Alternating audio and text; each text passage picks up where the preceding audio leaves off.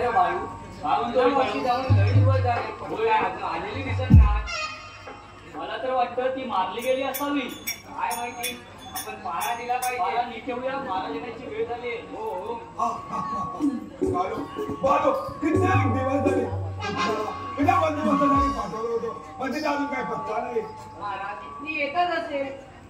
महाराज तिथे काही वाईटच नाही झालं ना. नाही नाही महाराज मला पण काहीतरी असंच वाटतंय.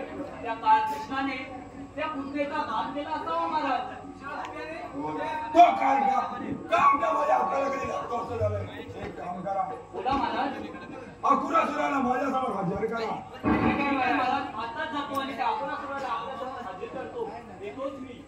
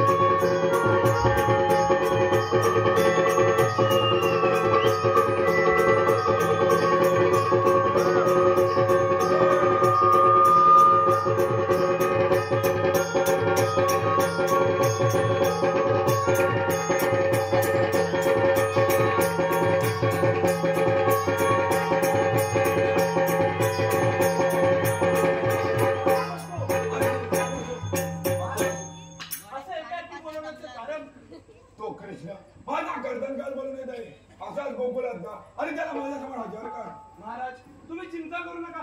आत्ताच जातो आणि कृष्ण आणि बलराम दोघांना सोबतच घेऊन येतो. ठीक आहे.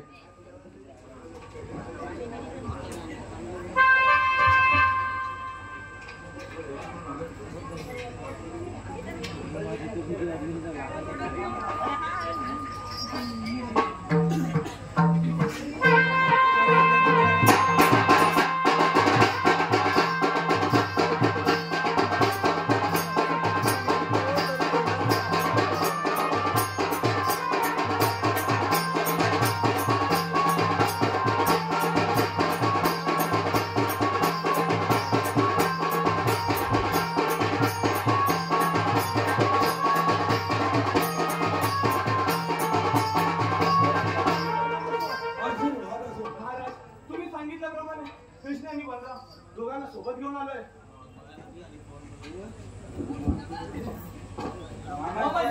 अरे ठिकाण असो. कृष्णा तुझी एवढी हिंमत कशी झाली. मला मथुरेचा बाजार बंद करायची तुझी हिंमत कशी झाली. मामा गोकुळाचा दैवत गोकुळातच राहिला पाहिजे. कृष्णा ते कदापि शक्य होणार नाही. मामा हे तुमचं स्वप्न हे स्वप्नच राहील. कृष्णा लहान थोडी मोठा घास घेऊ नकोस. मामा तुमचा अंत माझ्याच हाती आहे. माझा अंत आणि तुझ्या हाती कदापि शक्य होणार नाही. एवढीच जर हिंमत असेल तो होय त्याला तयार. अजूनही विचार कर आणि या मामाला शरणी. नाही मामा हे कदापि शक्य नाही. म्हणजे तू या मामाला आव्हान करतो काय. होय मामा होय. ठीक आहे तर तुझ्यावर पावर होते तुला तयार आहे. या मामाचा समाचार मी घेतो. म्हणजे त्याचा साथीदार तू आहे. मामा ज्याप्रमाणे तू आमची सात भावंडे अमानुषपणे मारली त्याचप्रमाणे आम्ही तुला हरण करून मारण्यासाठी आलो आहे. म्हणजे त्यावेळी हा कृष्ण माझ्या हातून निसटला. तोच माझा कर्दनकाल बनून येत आहे. त्याला वाट कशी बाजू.